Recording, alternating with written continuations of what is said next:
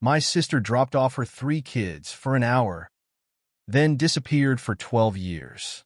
I worked, fed them, and raised them as my own. Then she showed up in court with a lawyer. He kidnapped my children. I handed the judge an envelope. He opened it and went pale. Do they know? I said, not yet. But before I begin, please like and subscribe to the channel. And we'd love to hear which part of the world are you joining us from. Let us know. Now let's dive into today's story. The rain started around 6 that Thursday evening, and by 9 it had settled into the kind of steady drumming that made the gutters of the old house sing. Garrett Donovan sat at his kitchen table with a plate of cold eggs and a cup of coffee he had reheated twice. He was 27 years old.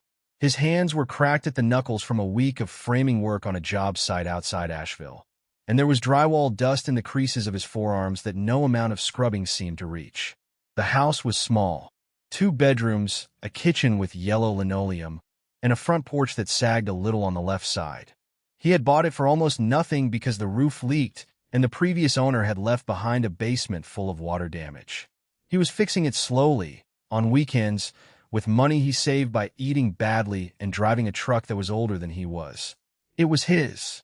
That mattered more to him than it probably should have. Headlights swept across the kitchen wall. Garrett looked up. He knew the shape of those lights before the car even stopped. A silver sedan with a headlight that sat slightly crooked because Kendra had clipped a mailbox 2 years ago and never fixed it. He set down his fork. His sister had a way of arriving. She never called first. She never knocked in a normal way. She came to a door the way weather came, sudden and full of consequences, and by the time you understood what was happening, you were already wet. He heard the car door, then a second door, then a third. Garrett stood. Through the window, he watched her cross the yard with Sophie against her shoulder, a blanket pulled over the baby's head against the rain. Austin walked beside her with his small hand fisted in her coat. Miles was on her hip, 1 year old, sleepy and confused. Behind them, Kendra was dragging a suitcase through wet grass. It bounced and caught on every root. Garrett opened the door before she reached the porch. The rain came in with her. Cold air, the smell of wet asphalt and pine, the sharp mineral smell of a mountain storm. Garrett, I need you to help me. She said it fast, before the door was even shut. That was how she started every conversation that was going to cost him something. He looked at the suitcase. He looked at the 3 children. What happened? Nothing happened. Then why do you have a suitcase? Kendra sighed. It was a theatrical sound, loud enough to fill the room. The sigh of a woman being tested by an unreasonable world. I don't have time for 20 questions. Austin was staring up at Garrett. 3 years old, hair plastered flat against his forehead, eyes huge. He had a stuffed dog under one arm with the stitching coming loose at the ear. Garrett crouched. Hey, buddy. Austin didn't answer. He just held on tighter to his mother's coat. Garrett stood back up. His voice stayed level. Where are you going? I have something personal to deal with. How long? 1 hour. He let that sit in the air a moment. Outside, water poured off the corner of the roof where the gutter had come loose. He kept meaning to fix it. You're leaving all 3 here? You're their uncle. That's not an answer. And there it was. The change. He watched it happen the way you watch a light switch. Her eyes filled. Her chin lifted. Her whole face rearranged itself into something wounded and brave. Fine. Forget it. I'll figure something out myself. Garrett knew that trick. He had known it since he was 9 years old, and she was 7, and she had broken their mother's glass bird and cried until Patricia was the one apologizing. He knew exactly what she was doing. That was the part people never understood later, when they asked him how he could not have seen it coming. He did see it. He saw all of it. He simply looked at Austin's wet shoes and Miles's sleeping face and the baby breathing under a soaked blanket, and he understood that seeing it did not give him a way out. Leave them, he said. Her expression changed so fast it was almost insulting. Thank you. She set Miles down on the floor. She handed Sophie over. The baby was warm and small and weighed almost nothing, and she smelled like milk and rain. Garrett adjusted his arm under her head without thinking about it. Kendra kissed each of them on the top of the head. Quick kisses, the way you touch something on your way out a door. Then she looked at Garrett. You're saving me." He didn't answer. She crossed the room and picked up the suitcase. He noticed then that it was heavy. He noticed the way she had to lean to lift it. A person going somewhere for an hour does not need a bag that heavy. He almost said something. He almost stepped in front of the door. He would think about that moment for 12 years. Kendra. She stopped in the doorway. Rain came through and darkened the wood at her feet. What? There were 100 things he could have said. What he said was, "Where are the diapers?" In the car. Back seat. She went out. He watched her walk to the sedan with her shoulders hunched against the weather. She opened the back door, pulled out a plastic grocery bag, and set it on the porch rail. Not a diaper bag. A grocery bag. He could see from the doorway that it held maybe 6 diapers and 1 half-empty can of formula. She got into the car. Then she rolled down the window an inch and called back over the noise of the rain. "I'll be back tonight." The taillights went red at the end of the driveway. Then they turned. Then they were gone. Garrett stood in the doorway with a 6-month-old in his arms and rain blowing against his shins. Behind him, Austin said, "Is Mommy coming back?" He turned around. 3 faces looking at him. The kitchen light was too bright, and the eggs were still on the table, and the house suddenly seemed very small. "Yeah," Garrett said. "She's coming back." He believed it when he said it. That was the last time. He shut the door. He got Miles out of his wet jacket. He found a towel and dried Austin's hair, and Austin let him, silent the whole time. He fed Sophie the last of the formula in the can, standing at the counter, swaying without meaning to, the way people do. He made a bed on the couch out of cushions and blankets, and he put the 2 boys on it, and he sat on the floor beside them with the baby on his chest until they fell asleep. Then he sat there in the dark and listened to the rain. At 11, he called Kendra. It rang and went to voicemail. At 11:30, he called again. By midnight, he understood that something had changed, and that he had let it change, and that he had been standing in the doorway when it happened. By midnight, Garrett had called her 14 times. He knew the number because he counted. He sat at the kitchen table with the phone in front of him and made a mark on a scrap of paper each time, and he could not have said why. Maybe he already understood that he would need to remember. Maybe some part of him had started building a record before he knew there would ever be a reason for one. The calls went the same way every time. 4 rings. Then her voice, bright and recorded, saying she would get back to you. She did not get back to him. At 1 in the morning, Sophie woke up hungry, and there was no formula left. Garrett stood in the kitchen with the empty can in his hand and did the math. The store on Merrimon was open until 2. The children were asleep. He could not leave them. He could not take all 3 out into a storm at 1 in the morning. He woke Austin. "Buddy, I need you to put your shoes on." Austin put his shoes on without asking a single question, and something about that made Garrett's chest tighten. A 3-year-old should ask questions. A 3-year-old should whine and drag his feet. Austin just sat on the floor and pulled the Velcro straps and waited. Garrett carried the 2 little ones out to the truck in one trip, 1 in each arm, and Austin walked beside him holding the tail of his shirt. The store was almost empty. Fluorescent lights buzzing. A teenager at the register looking at his phone. Garrett pushed a cart with Sophie in the seat and Miles standing in the basket holding the rail. And he stood in the baby aisle at 1:15 in the morning reading the backs of formula cans because he did not know which one she used. He picked the one with the same color label as the empty can. He bought diapers. He bought wipes. He bought a pack of little plastic cups with lids because Austin had said he was thirsty and Garrett didn't own a single cup a child could drink from. $81. He had $140 in his account until Friday. At 2 in the morning, back at the house, with the children asleep again, he called his mother. Patricia answered on the 6th ring, her voice thick. "What's wrong?" "Kendra left the kids here." A pause. "What do you mean?" "She showed up around 9. She had a suitcase. She said she'd be gone an hour. She's not answering her phone." There was a long silence on the line, long enough that Garrett looked at the screen to see if the call had dropped. Then his mother said, "She probably just needs some time." Garrett stood up from the table. He walked to the window. Down the hall, in the dark, he could hear Miles snoring the way small children do, all congestion and open mouth. "She has 3 children here," he said. "I know. Mom. She has 3 children here. I heard you. Where is she?" "I don't know." He believed that part. His mother was many things, and she had spent 37 years finding reasons for her daughter, but she was not a good liar.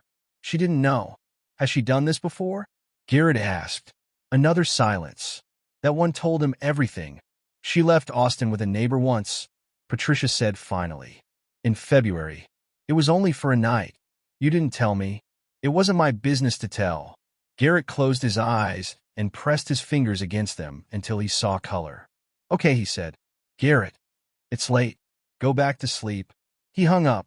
The next morning, at 7:10, he called Kendra again, and this time she answered. He would remember the first thing she said for the rest of his life. Not because it was cruel, because of what it was not. She did not say, "Are my children okay?" She said, "Why are you making this such a big deal?" Garrett was standing in his kitchen with a bottle in one hand. Sophie was on his shoulder. The sun was coming up over the ridge, and the light through the window was thin and gray, and the whole world felt tilted. You disappeared all night. I needed space. You left your children. You agreed to watch them. For an hour. I never said exactly 1 hour. He looked at the plastic grocery bag on the counter. 6 diapers. Half a can of formula. No clothes. No car seat. No medicine, no toys, no list of what any of them were allergic to. Where are you? He said. That's not really your business. Kendra, where are you? I'm handling my life. Do you understand that? For once in my life, I'm handling something for me. He heard something in the background. A voice, male, laughing at a distance. Then a door closing and the sound going away. When are you coming back? Soon. That's not a day. You know what your problem is? Her voice sharpened, and he could picture her face exactly, the tightening around the mouth. You always have to control everything. You have to have an answer, a plan, a schedule. Some people can't live like that. Some people don't have 3 kids. The line went quiet. That was cruel, she said. That was true. You always do this. You always find the worst possible way to say something. Kendra, I'm holding your daughter. Then hold her, she said. You're so good at everything. The call ended. Garrett stood there for a long moment. Sophie shifted against his neck and made a small sound. He put the bottle to her mouth and she took it. Something settled in him that morning. Not anger. Exactly. Anger came later, and it came in waves for years. What settled was clearer than anger. It was arithmetic. Kendra was not confused. She was not lost, or overwhelmed, or having a breakdown. She was testing how much weight he would carry. She had put 3 children on the scale, and she was standing back, and she was watching to see if he would set them down. He would not set them down, not because he was noble, not because he was a good man, though he had always tried to be. He would not set them down because Austin had put his shoes on at 1 in the morning without asking a single question, and no child should have learned to do that. The children were not responsible for their mother's decisions. So he picked up the weight, and he never once put it back down. The first year was the worst, and he never told anyone that because there was no one to tell. The first month was a blur of things breaking. The washing machine went out in week 2. Sophie got an ear infection in week 3 and screamed for 4 straight nights. And Garrett walked the hallway with her at 2 in the morning while Austin sat on the top of the stairs watching, unwilling to go back to bed. He learned things in an order that no parent should have to learn them. He learned that a fever over 104 means the emergency room. He learned that a car seat has an expiration date printed on the side. He learned that daycare in Asheville costs more per week than he made in 2 days of framing. Kendra called 5 times that first year. The first call came 9 days in. She cried. She said she was sorry. She said she was getting help, that she had a friend in Charlotte, that she just needed to get steady and then she would come get them. Garrett asked when. She said soon. The second call was 3 weeks later. She wanted to know if he had gotten a letter for her at the old address. The third call was at Christmas. She talked to Austin for 4 minutes. Austin held the phone with both hands and said, "Okay," 11 times and then handed it back and went into the bedroom and shut the door. The fourth call was in March. She needed $200. Garrett sent it. He never told her that he had taken it out of the money he was saving for a used dryer, and that for the next 2 months he hung sheets over the porch rail and hoped it wouldn't rain. The fifth call was in June. He didn't recognize the number. She was calling from someone else's phone. She said she was in Georgia. She said the situation was complicated. She said she loved them. Then the calls stopped. Not all at once. That was the thing about it. There was no final call, no dramatic goodbye. There was just a gradual increase in the space between them, until one day Garrett realized he could not remember the last time the phone had rung with her name on it, and by then it had been 14 months. He went to the courthouse in the spring of the second year. The clerk gave him a stack of forms. He filled them out at a table by the window while Sophie slept in a stroller, and Miles pulled every pamphlet out of the display rack and put them back in the wrong order. The word on the paperwork was guardianship. It felt cold and legal and completely inadequate for what it actually meant. The judge that day was an older man with reading glasses pushed up on his forehead. He asked Garrett a series of questions, and Garrett answered them all honestly. Where is the mother? Unknown. When did you last hear from her? 14 months ago. Have you attempted to contact her? Repeatedly. The judge looked at him over the glasses. Son, do you understand what you're asking for? Yes, sir. You're 28 years old. Yes, sir. This isn't a favor for your sister. This is the rest of your life. Garrett looked at the 3 children in the second row. Austin was holding Miles's hand, so he wouldn't run. I know, he said. He signed. The notary stamped it. It took 9 minutes to change everything. He kept the copy in a fireproof box in the closet, and over the years he added to that box. And that box would eventually sit on a table in a courtroom and end an argument that no amount of talking could have ended. He worked 2 jobs for 6 years, framing houses during the day, and 3 nights a week he ran a floor buffer through an office building on Patton Avenue from 9 until 1 in the morning. He hired a neighbor, an older woman named Dolores, to sit at his house during those hours. She charged him almost nothing, and he insisted on paying her more, and they argued about it every month for 6 years. He rented a bigger house when Sophie turned 4, because 3 children could not keep sharing a room forever. It cost him $200 more a month. He made up the difference by canceling his own health insurance for 2 years, which was a stupid thing to do, and he knew it. And he did it anyway. He stopped dating after the 3rd woman said the same thing in 3 different ways. They were nice about it. They all were. One of them, a nurse named Alina, sat in his truck outside a restaurant and said it plainly. You're not available, Garrett. You're not being cold. You just already have a family, and there's no room in it for someone who wants to be first. He didn't argue. She was right. He drove her home and shook her hand at the door like an idiot. And then he went home and paid the electric bill and helped Miles finish a diorama about the water cycle. He drove the same truck for 11 years. When the transmission finally went, the mechanic told him it would cost more to fix than the truck was worth. And Garrett fixed it anyway, because a down payment on something newer was 3 months of Austin's baseball fees. And here was the thing that nobody understood when they said poor Garrett and gave him that look, that pitying tilt of the head. The children thrived. Austin grew into a kid with a swing so clean that a coach from a travel team drove out to watch him in the 8th grade. He had Garrett's shoulders and none of his silence. He talked constantly. He talked through dinner and through car rides and through commercials, and Garrett never once told him to be quiet. Miles was the quiet one. He read the encyclopedia the way other kids read comics. He took apart a broken microwave when he was 9 and laid every piece out on a bedsheet in the garage, labeled in order. He had a way of watching a room that made adults uncomfortable because you could tell he was recording it. Sophie drew. She drew on everything, on napkins and receipts and the back of the phone bill, and the refrigerator was so covered in her work that you could not see the actual door. She was the one who cried at movies and hugged the hardest and asked the questions the boys wouldn't. Garrett went to every parent-teacher conference. He sat in chairs built for 8-year-olds with his knees up around his chest and took notes in a small notebook because he was afraid of forgetting something. He went to every dentist appointment, every school play, every science fair, every game. He was the only man in the 3rd row at the 2nd grade recorder concert who was crying, and he did not care. He signed the school forms in the space marked parent or guardian, and after a while he stopped noticing which word he was standing under. The question came when Austin was 10. It was a Sunday. They were in the driveway. Garrett had the hood of the truck up, and Austin was handing him tools he mostly didn't need, which was the point of the exercise. Dad. He had started calling him that when he was 6. Garrett had never asked him to. It had happened one afternoon at a birthday party, casually in front of other people, and Garrett had gone into the bathroom and stood there for a minute with his hands on the sink. Yeah. Why doesn't Mom visit? Garrett kept his eyes on the engine. He turned a wrench that did not need turning. That's something you'll understand when you're older. That's what you always say. I know. Austin set the socket down on the fender. He was 10, and he had reached the age where the standard answers had stopped working.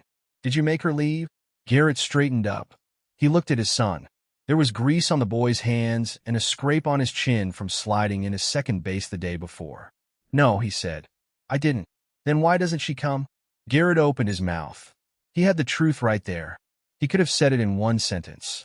He could have said, she drove away in the rain and never came back, and she asked me for money once and never asked about you. He looked at Austin's face, and he could not do it. Not because he was protecting Kendra. He owed her nothing.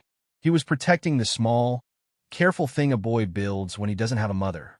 Austin had made her into someone, over 10 years, out of nothing but a couple of photographs and his own imagination. She was kind in that version.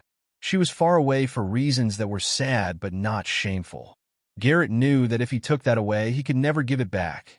Hand me the 3/8, he said. Austin looked at him for a second longer.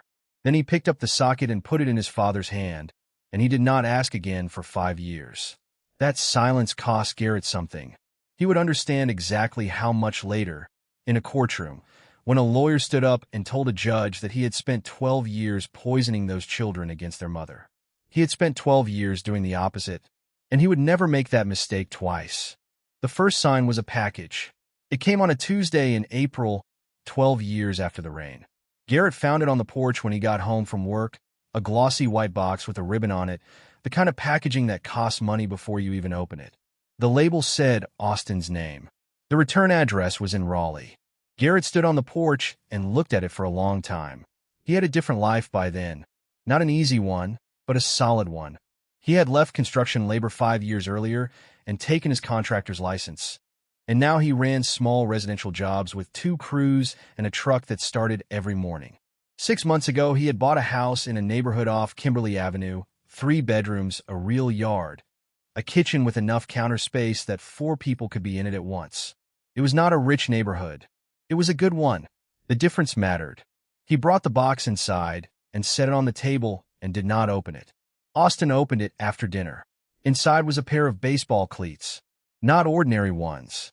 The kind that cost $300 in the exact color of his travel team. Austin held them and didn't say anything. They're a card? Garrett asked. Miles found it in the tissue paper. He read it out loud in a flat voice. Happy birthday, my sweet boy. Mommy misses you so much. Austin's birthday had been 5 weeks earlier. Sophie looked up from her sketchbook. Mommy. Nobody answered her. Garrett got up and started clearing plates because his hands needed something to do. Behind him, he heard Austin set the cleats back in the box. Carefully, the way you handle something that might be a trap. The packages kept coming. A tablet for Miles in May, with a note about how she had heard he liked science. A set of professional drawing pencils for Sophie in June. 48 colors in a wooden case, the exact thing she had circled in a catalog 2 years ago and never mentioned again to anyone but Garrett. That one bothered him more than the others. That one meant somebody had been talking. He found out who had a barbecue at his mother's house in July. Patricia was at the grill turning chicken and would not look at him. She just asks how they are, she said. How often? Garrett. How often, Mom? Patricia set down the tongs.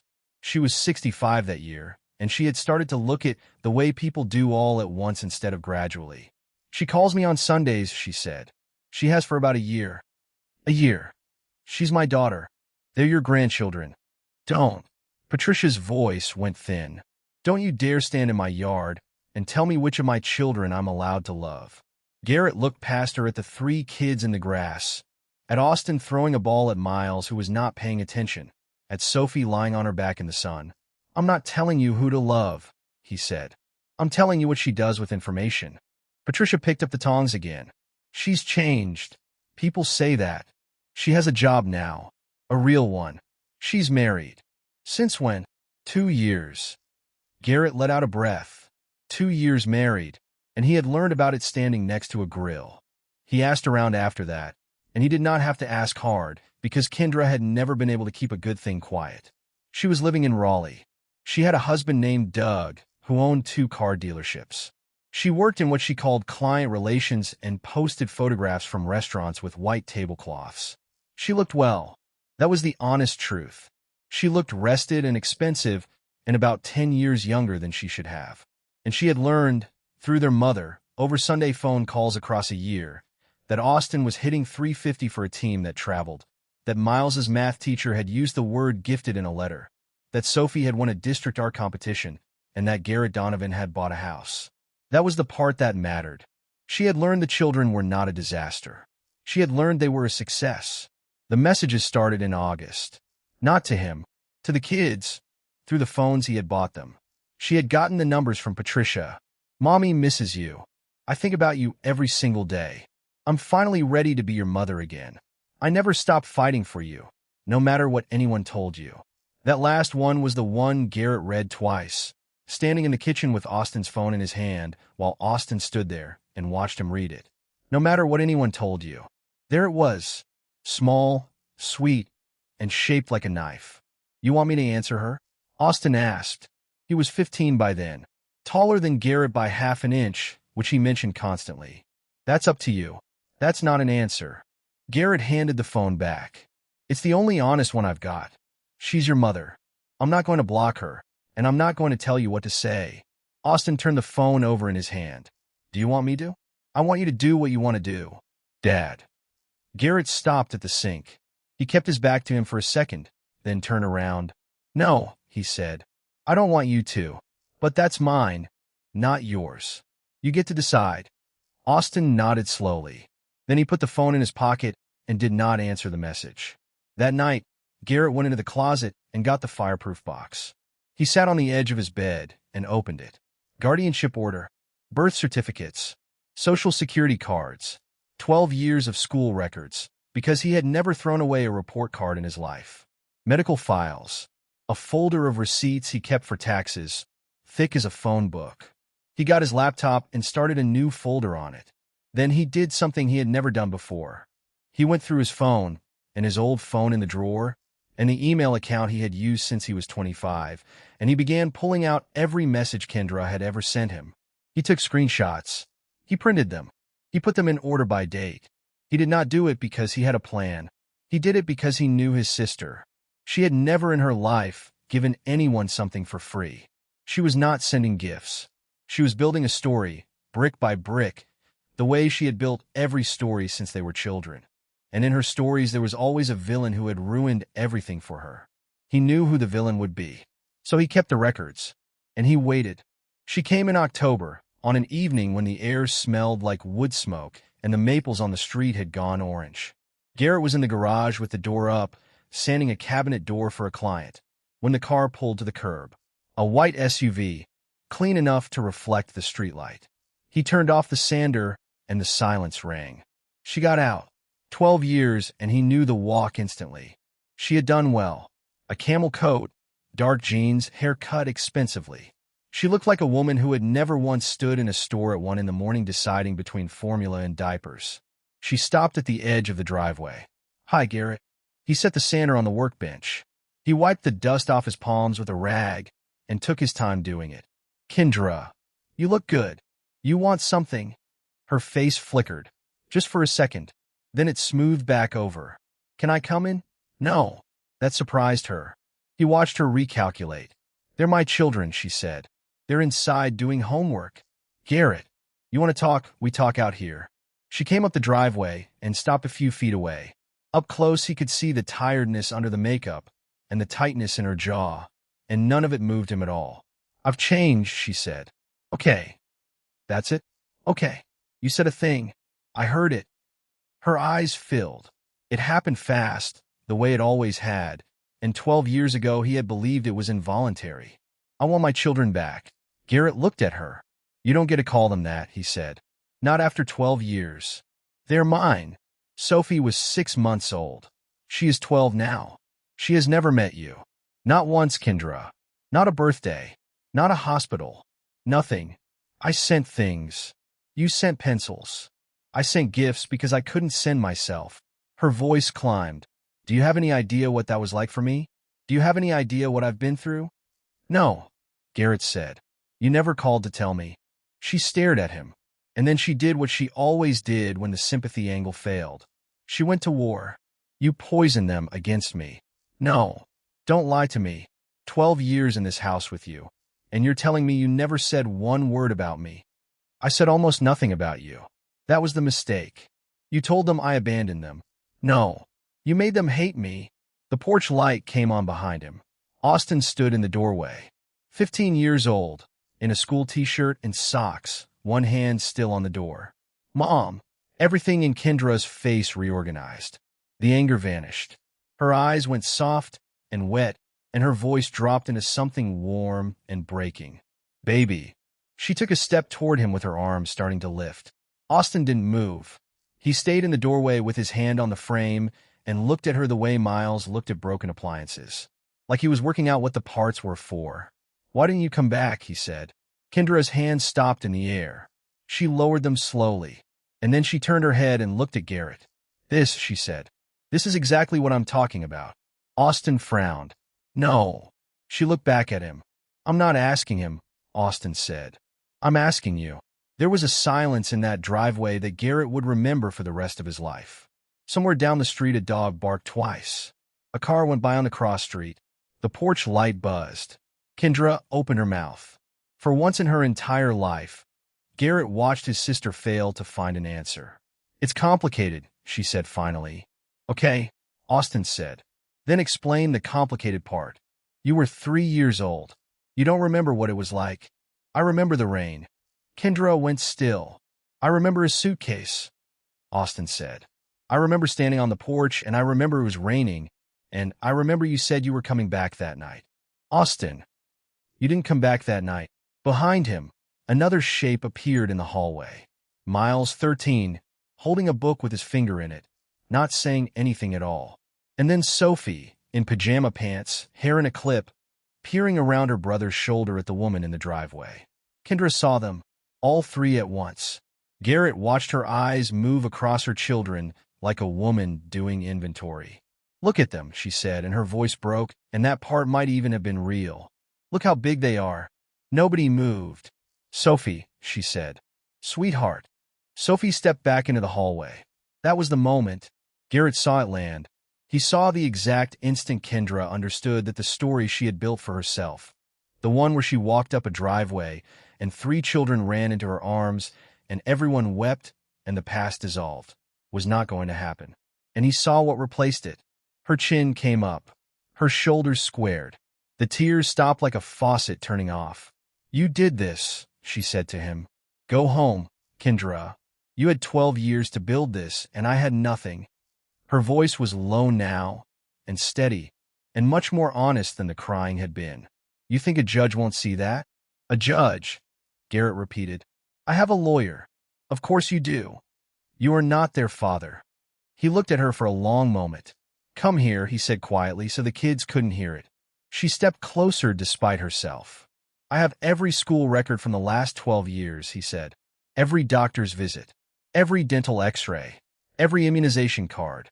I have the guardianship order, and I have the tax returns, and I have a receipt for a car seat I bought at a Walmart at 1 in the morning because you didn't leave one. Her jaw tightened. And I have your messages, he said. All of them. You kept them. Every word. She stepped back. Then she turned and walked to the SUV, and this time she did not look back at the house. And Garrett understood that the woman getting into that car was not the one who had gotten out of it. The papers came 11 days later. The petition was 31 pages long, and Garrett read all of it twice. He read it at the kitchen table at 11 at night with the house asleep around him. He read it slowly, and with each page, something in him got colder and quieter and more certain. She had not simply asked for custody. She had built a case. She claimed he had engaged in a deliberate campaign of parental alienation. She claimed he had intercepted her attempts at contact for years. She claimed he had used his position as guardian to replace her in the children's lives, and that he had encouraged them to call him dad in order to erase her. She claimed he had exploited the children financially, taking tax benefits and public assistance while she was denied all knowledge of their welfare. And on page 26, in careful legal language, she used a word that made Garrett set the pages down and stand up and walk to the window. Abduction. Not directly, Her lawyer was too good for that. It was phrased as a concern that the guardianship had been obtained under circumstances that effectively removed the children from their mother without her informed consent. Garrett stood at the window for a while. Then he sat back down and he opened his laptop and he started organizing. His attorney was a woman named Renata Vasquez, who worked out of a second-floor office above a bakery downtown and had a habit of interrupting people. She read the petition in 18 minutes while Garrett sat across from her. "Okay," she said, and set it down. 2 questions. 1. Is any of it true? No. That's a fast no. I've been doing this a long time. Fast no's are usually honest, and sometimes they're just fast. Take a second. Garrett took a second. She sent messages to the kids' phones starting in August. I never deleted one. I never blocked her. My mother has been talking to her on the phone every Sunday for a year, and I didn't stop that either. I have never once told those children that their mother abandoned them, and if you want to know what my actual mistake was, it's that I should have. Renata studied him. "Second question," she said. "What do you have?" He set the box on her desk. It took her 40 minutes to go through it. She didn't say much. Occasionally, she made a small noise. At the end, she leaned back in her chair. "Mr. Donovan," she said, "in 14 years of family law, I have never had a client walk in with 12 years of documentation in date order. I knew my sister. Apparently you did." She tapped the top of the stack. "Understand something. This is going to be ugly. She's going to sit in that courtroom and cry, and she's going to be very good at it, and there will be a moment where you feel like the villain. Judges are human. Tears work." "Not on paper," Garrett said. Renata smiled slightly. "No, not on paper." The hearing was set for the second week of January. The courtroom was smaller than Garrett had expected. Beige walls, fluorescent panels, a radiator that ticked. The seal on the wall behind the bench was chipped at the bottom corner. It smelled like floor wax and old carpet. Judge Madeline Hart was 59, gray-haired, reading glasses on a chain. She did not smile, and she did not scowl. She read. Kendra arrived in a navy dress with her hair down. She had chosen her clothes carefully. Nothing expensive. Nothing that said car dealership money.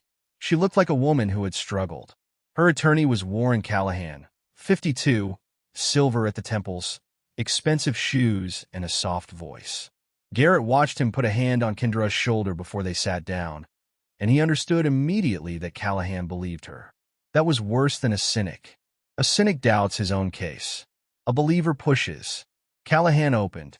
He described a young mother in crisis, alone, without resources, who had made the wrenching decision to place her children temporarily with family while she stabilized her life. He described years of shame and fear. He described a woman who had rebuilt herself completely and now found that the door back to her own children had been closed and locked from the inside. He was good. Garrett had to give him that. There were places in the speech where even he could hear how it would sound to someone who did not know. Then Kendra testified. She cried in the 3rd minute. Not loudly. She kept trying to keep going, and her voice kept catching, and she kept apologizing to the judge for crying. It was technically an excellent performance. "I made mistakes," she said. "I know I did. I've had to live with them every single day for 12 years. But I never stopped loving them. I never stopped thinking about them. Not one day." Callahan let the silence work. "Ms. Donovan, why did you not return sooner?" "Because I was ashamed." She pressed a tissue under her eye. "And because I knew what he'd say. I knew he'd tell them things. And I was scared that if I came back and they hated me, I couldn't survive it." Garrett sat perfectly still. Renata leaned over and wrote on the pad in front of him. He read it without turning his head. "Let her build it high." Then it was their turn. Renata did not attack. That was the first thing Garrett noticed, and later he understood it was the whole strategy. She did not raise her voice. She did not call his sister a liar. She introduced exhibits. Exhibit 1. The guardianship order, granted in the 2nd year, with the finding that the mother's whereabouts were unknown and reasonable efforts at notification had been made. Exhibit 2 through 14. 12 years of school records, each one signed in the space marked parent or guardian, in the same handwriting. Exhibit 15. Medical records. 311 pages. Immunizations, a broken wrist, an ear infection at 7 months, an allergy panel for Miles at age 6. Exhibits 16 through 19. Tax returns, 12 consecutive years, 3 dependents claimed. Exhibit 20. A stack of receipts. Your Honor, this is a binder of ordinary expenses, Renata said. Groceries, shoes, school supplies, baseball registration fees. It is not exciting. That is the point. It is 12 years of a man being unexciting on behalf of 3 children. Callahan objected to the characterization. Judge Hart allowed it and told Renata to move on. Then Renata said, Your Honor, we would like to introduce the petitioner's own communications. Garrett saw Kendra's head turn. The messages went up on a screen, and Renata read them out in a completely flat voice, which somehow made them worse. From the 4th month, I can't deal with them right now. You handle it. From the 8th month, I'll come back when I'm in a better place. From the following March, immediately after a request for money. Don't make me feel guilty. I already have enough problems. There were more. There were 41 in total, spanning 6 years, and the last one was from a birthday 4 years earlier that read only, Tell them I said something nice. Callahan stood. Objection. These are private emotional communications between siblings during a period of significant personal crisis. They are being presented without context to prejudice the court. Judge Hart took off her glasses. Mr. Callahan, she said, these communications concern the care and custody of the children. They're relevant. Overrule. She put her glasses back on. Continue. Garrett did not look at his sister. He looked straight ahead at the chipped seal on the wall. But he heard her, in the silence, breathing in the way a person breathes when a story they have told for 12 years stops working. The judge did not decide it on paperwork alone. On the second morning, Judge Hart announced that she would speak with the children privately, in chambers, one at a time, with the guardian ad litem present and both attorneys excluded. Garrett's stomach dropped when she said it. He had prepared for everything else. He had documents for everything else. He had no control over this at all. They waited in a hallway with vinyl benches and a window that looked out on a parking deck. Sophie sat between her brothers, kicking her heels lightly against the bench leg, and Garrett told her twice to stop and then let her keep doing it because he understood. Dad, Miles said. Yeah. What are we supposed to say? Garrett turned to look at him. 13, with his mother's exact eyes and none of her expressions. This was the moment. He knew it. Every lawyer in the world would tell you the worst thing a parent can do the day before a custody interview is coach the child, and every parent in the world wants to. You're supposed to tell the truth, he said. What if the truth hurts you? Then it hurts me. Miles looked down at his hands. Miles. Yeah. If you want to live with her, you say that in there. Out loud. And I will help you pack, and I will drive you, and I will not say one word against it. Austin's head came up sharply. Dad. I mean it. Garrett kept his eyes on Miles. This is not a test. There is no answer I want. If any of you want a relationship with her, you're entitled to it, and I have never once tried to stop you, and I'm not starting today. Sophie stopped kicking the bench. Miles nodded once. Then he said quietly, Okay. The door opened. A clerk called Austin's name. He was in there for 26 minutes. He would tell Garrett later what he had said, and Garrett would learn the rest from the transcript months afterward, and both versions matched, which told him everything about his son. Judge Hart had begun by putting her glasses on the desk and telling Austin that nothing he said would get anyone in trouble. Austin had said, I don't hate my mom. The judge had waited. I want to be clear about that, he said. Everybody keeps acting like this is about me hating her. I don't. I don't really know her enough to hate her. That's fair, Judge Hart said. Let me ask you something simple. Who raised you? My dad. By that you mean your uncle. I mean my dad. Tell me why you use that word. Austin had thought about it. The transcript showed a pause. Because when I had strep throat in the 4th grade, he slept on my floor for 3 nights, he said. Because he learned how to braid hair off the internet for Sophie when she was 6, and he was really bad at it, and he kept doing it. Because he came to every single game I ever played, and there were a lot of games, and some of them were 4 hours away on a Tuesday. And your mother? She sent me shoes. Another pause in the transcript. Who do you consider your parent? The judge asked. My dad. Austin said. No pause on that one at all. Miles went second. He was in there for 19 minutes and said less, but what he said, Renata told Garrett afterward, changed the temperature of the room. The judge had asked him how much he remembered. I was one, Miles said. So nothing. But I know things. What do you know? I know that when I was 7 I asked my grandmother where my mom was, and she said she was busy. I know that when I was 10, I found the guardianship paperwork in the closet because I go through things and I read it. I know it says her whereabouts were unknown. Did you tell your uncle you'd read it? No. Why not? Because he'd have felt bad, Miles said. He always covered for her.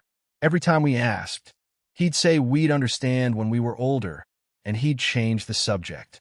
I used to think that meant something bad about him. Then I figured out it meant the opposite. Judge Hart asked, "Do you want a relationship with your mother?"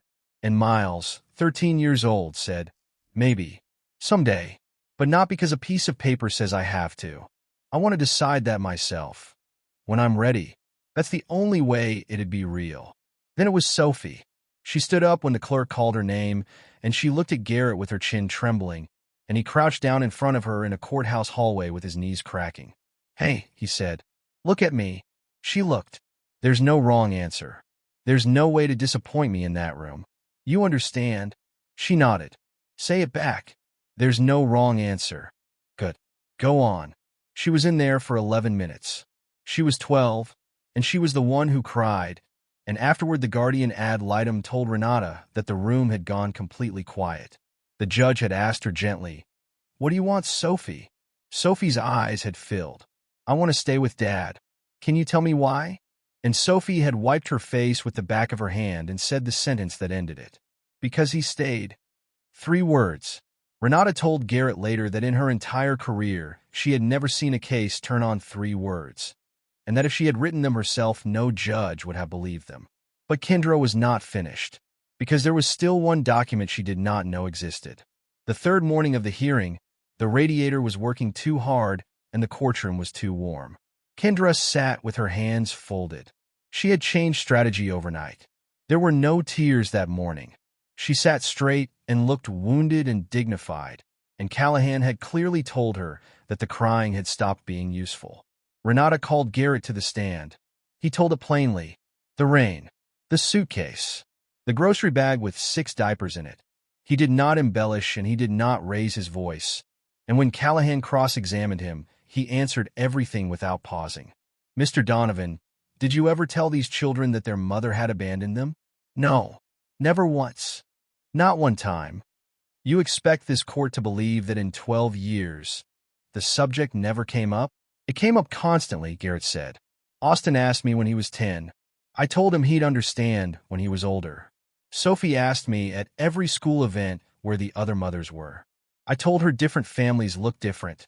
Miles never asked me at all, because Miles goes and finds things out himself.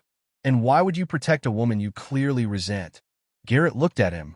"Because they were children," he said, "and she was the only mother they were ever going to get, and I didn't want to be the one who took her away from them. I wanted her to be someone they could believe in." He paused. "I was wrong. I should have told them the truth years ago. I gave her 12 years of the benefit of the doubt, and she used every one of them to build a case against me." Callahan changed direction. "You claim these children as dependents on your taxes." "Yes. Financially benefiting from their presence. I spent about $400,000 on them," Garrett said. "I got back a fraction of that from the government. If you want to call that a benefit, we can do the arithmetic in front of the judge. I brought the returns." Judge Hart made a small sound that was not quite a cough. Callahan sat down. Then Renata stood and said, "Your Honor, we have one final piece of evidence." Garrett watched his sister from the stand. He saw her posture change, just slightly, a shift of the shoulders. Her hand went to the edge of the table. Renata walked forward with a plain manila envelope. It was worn at the corners. It had a coffee ring on the front from a table in a small kitchen 12 years earlier. "This was filed with the original guardianship petition," Renata said. "It has been in the court's own record since that time. We obtained a certified copy from the clerk's office." Callahan stood up fast. "Your Honor, we have not seen this." "It's in the record of the underlying case, Counselor," Judge Hart said, taking the envelope. "The case your client is asking me to overturn." You had access to the same file. She opened it. Inside were 4 pages. The first 3 were the guardianship paperwork. The fourth was something else. It was a written statement, 1 page, dated 14 months after Kendra left. Handwritten in blue ink, in her looping, forward-leaning script, with 2 words crossed out and initialed in the margin. Garrett remembered the day it was written. She had shown up unannounced at the old house, needing money again, and he had told her no. He had told her that if she wanted anything from him ever again, she was going to sign something first. He had written out the words himself, and she had copied them and then added her own paragraph at the bottom without being asked, because she had wanted to sound generous while doing the minimum. Judge Hart read it in silence. Then she read part of it aloud.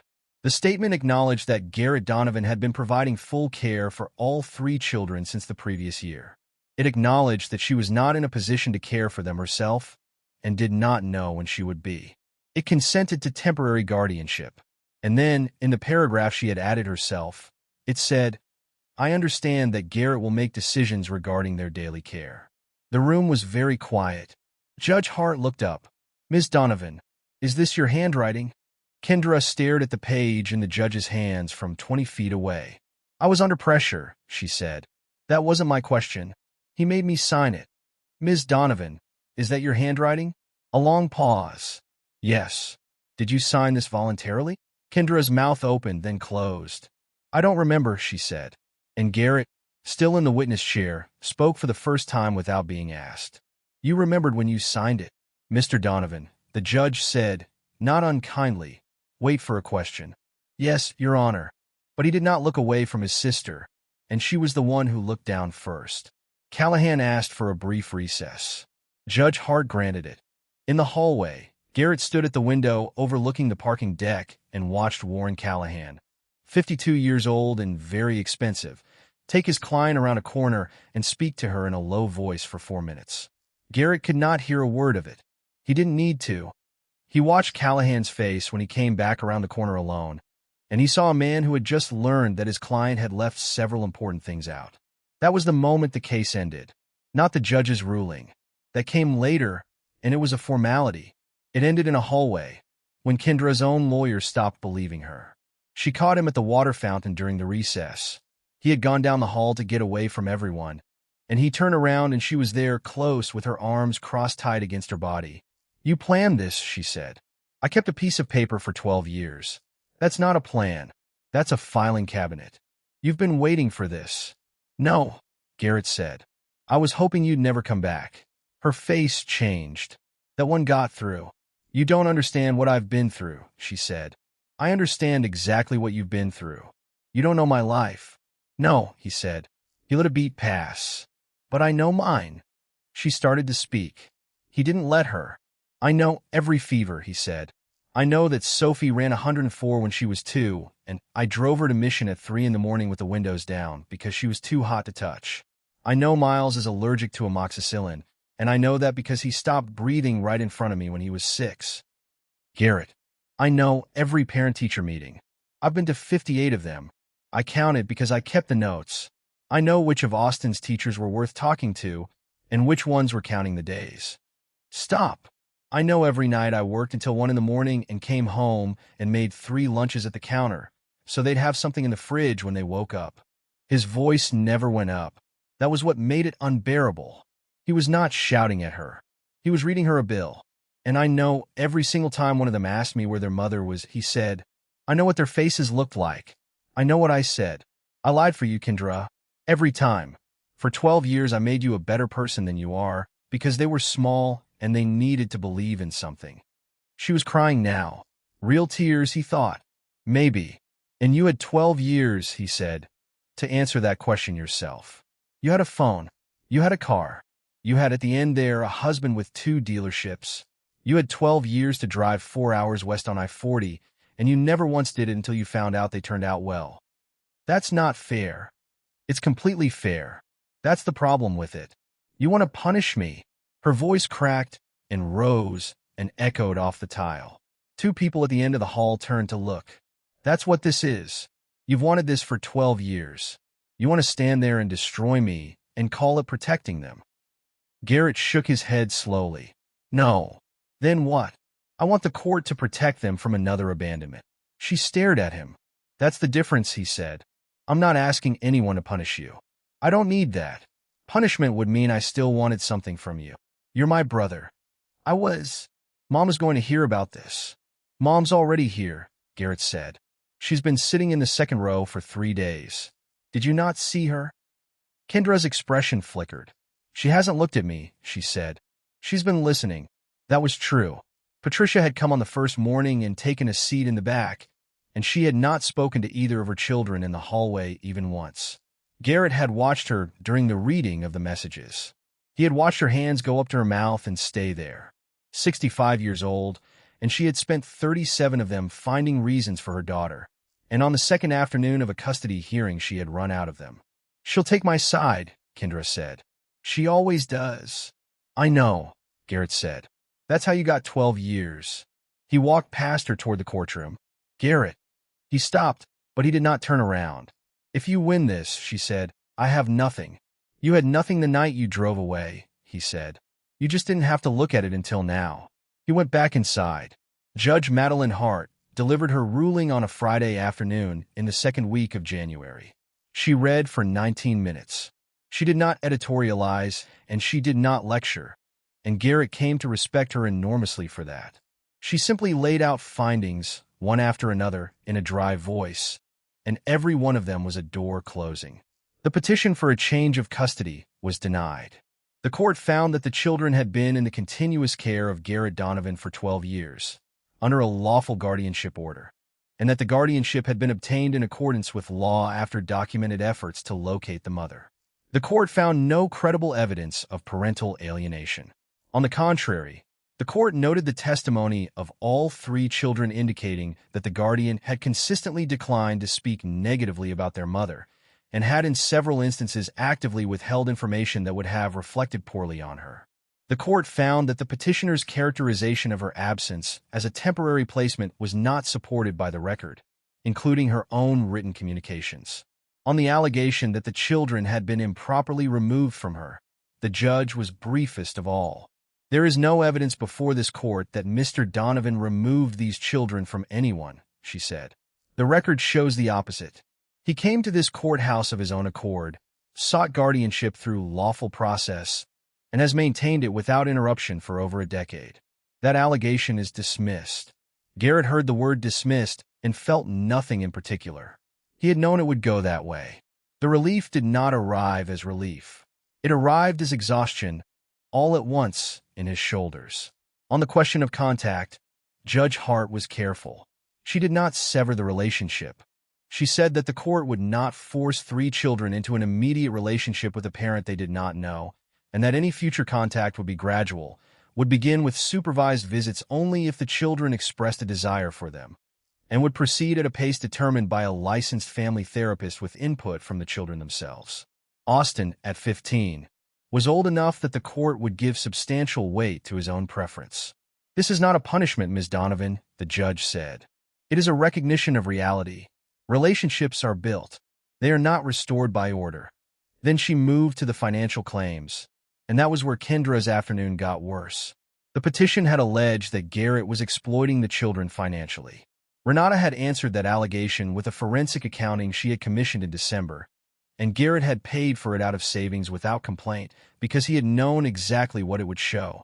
12 years of expenses. Housing, food, medical, education, activities, transportation. Every line documented. Against that, the record of contributions from the children's mother. $640, total across 12 years. For money orders, the last of them 9 years old. No health insurance. No support payments. Nothing. Ms. Donovan, Judge Hart said, in your petition you stated under oath that you had been financially prevented from supporting your children. Your response to interrogatories indicates a household income substantially above the state median for the past 4 years and a marriage of 2 years' duration.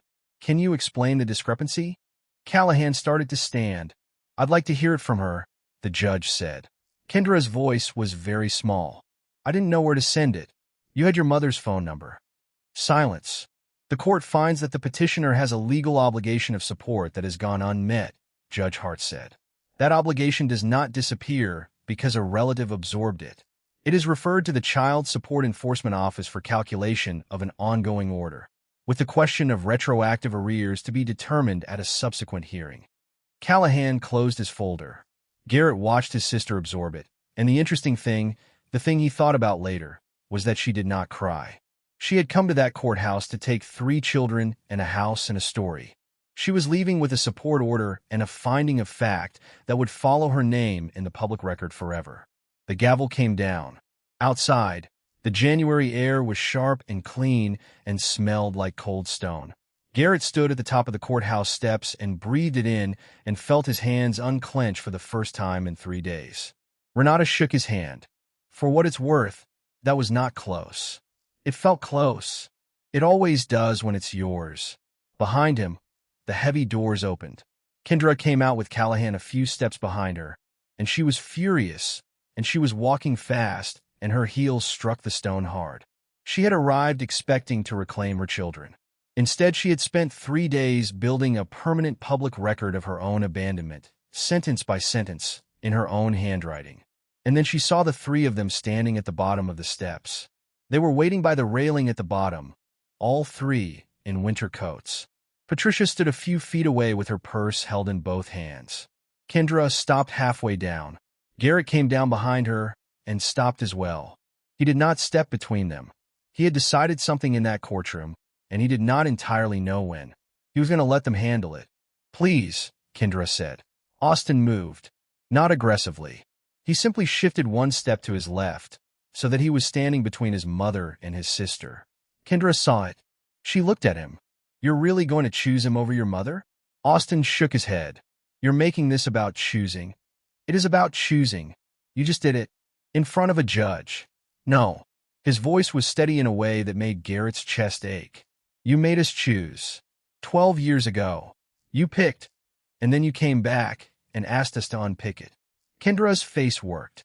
I was 25 years old, she said. I was alone and I was drowning and nobody helped me. Grandma helped you, Miles said. She turned. Miles had his hands in his coat pockets. 13, half a head shorter than his brother, completely calm. Dad helped you, he said. You called him for money and he sent it. I found the bank records in the box. $200 in March, $300 in September the next year. He was working 2 jobs and he sent it. That's not the same as help. It's exactly the same as help. Miles looked at her steadily. We're not saying you were evil. You were young, and you were scared and you left.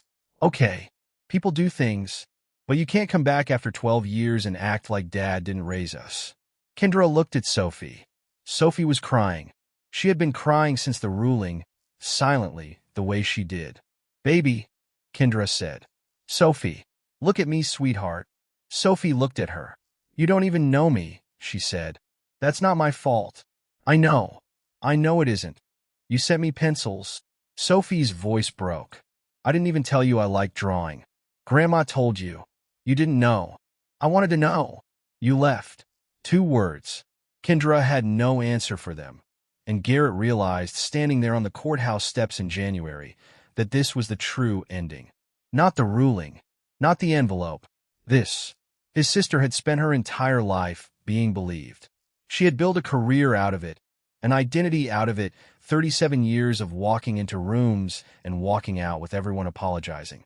There had never been a room that didn't eventually fold. And she was standing in front of 3 people who had heard everything she had to say and simply did not believe her. Austin spoke last. I want you to hear one thing, he said.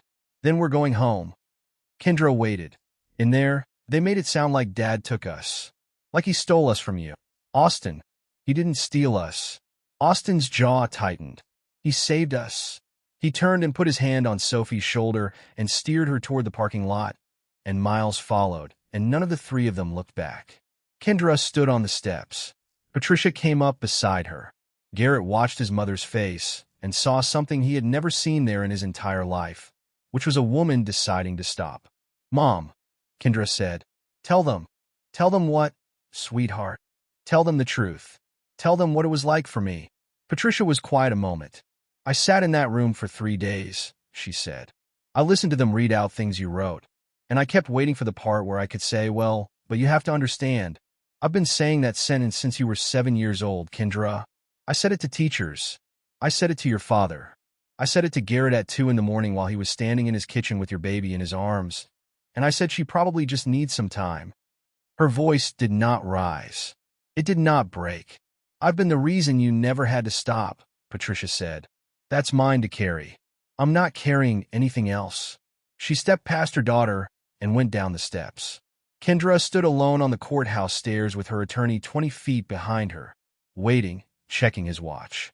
She started crying, loud, this time, genuine maybe, and for the first time in 37 years, there was nobody left to convince. Her own children knew exactly what she had done. Garrett watched for a moment. Then he went down the steps and did not offer her anything, not a hand, not a word, not a look, because he had given her the benefit of the doubt for 12 years and had nothing left in the account. He walked to his truck, where his 3 children were waiting. That night, the 4 of them sat around the kitchen table. There was no celebration. Nobody said the word one. There was no champagne, and no speech, and nothing that looked like the end of a movie. There were 2 pizzas from the place on Merrimon, 1 pepperoni and 1 with the mushrooms Miles insisted on and nobody else touched, and a 2-liter of soda that Sophie poured badly so it foamed over the rim of her glass. The kitchen was warm. The window over the sink had fogged at the corners. Outside, the temperature had dropped below freezing and the gutter was ticking as it cooled. Austin ate 4 slices and talked about a pitcher from Hendersonville who he claimed had a curveball that broke sideways, which Miles said was physically impossible, which started a 15-minute argument about the Magnus effect that Sophie ended by throwing a crust at both of them. Garrett sat at the head of the table and mostly listened. He was tired in a way he had not been tired in years. Not the tired of 2 jobs. Something deeper, that had been accumulating since a Thursday night in the rain and had finally been allowed to set down. Sophie put her chin on her hand. Dad, yeah. Are we staying here? She said it lightly. She tried to. But he heard the thing under it, the thing she had probably been carrying for 3 months, since the first white box arrived on the porch. Garrett set down his glass. As long as you want, he said. Austin laughed. That's a bad deal for you. I'm never leaving. You're going to have a 40-year-old man in the back bedroom. We're not going anywhere, Miles said. You're stuck with us. That's the plan, Garrett said. Sophie got up and came around the table and hugged him from the side, and he put an arm around her, and neither of them said anything, and Austin very deliberately started talking about the curveball again to give them room. Later, after the boys had gone up and the dishes were in the sink and the house had gone quiet, Garrett stood in the kitchen with the light off and looked out the window at the frozen yard. He thought about the arithmetic. 12 years ago, Kendra had left 3 children on his porch expecting to be gone for an hour. She had believed she was handing him a burden. That was the thing he understood now, standing in the dark, more clearly than he had ever understood it. She had not just left them. She had left them with him, specifically because she thought it would cost him. She thought responsibility would break his life apart. It didn't. It gave his life a shape it never would have had. Every dollar he didn't spend on himself, every woman who told him kindly that he wasn't available, every truck he didn't replace, every 4-hour drive on a Tuesday to a baseball field in a town he'd never heard of. He had traded a smaller life for a larger one, and had not even known he was doing it at the time.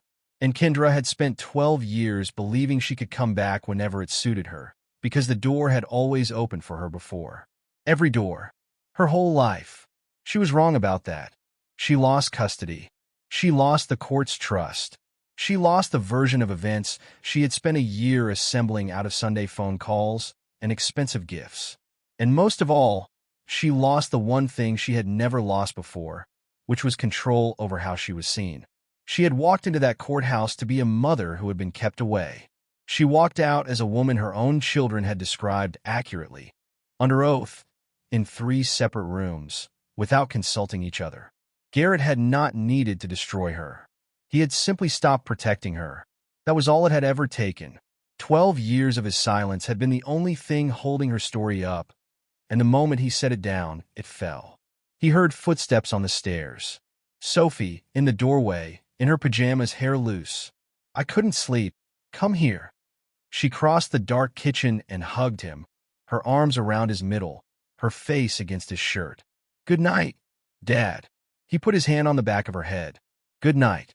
He turned off the kitchen light and stood there for a second longer in the dark. She had given birth to them. He had stayed. Everything else was just paperwork,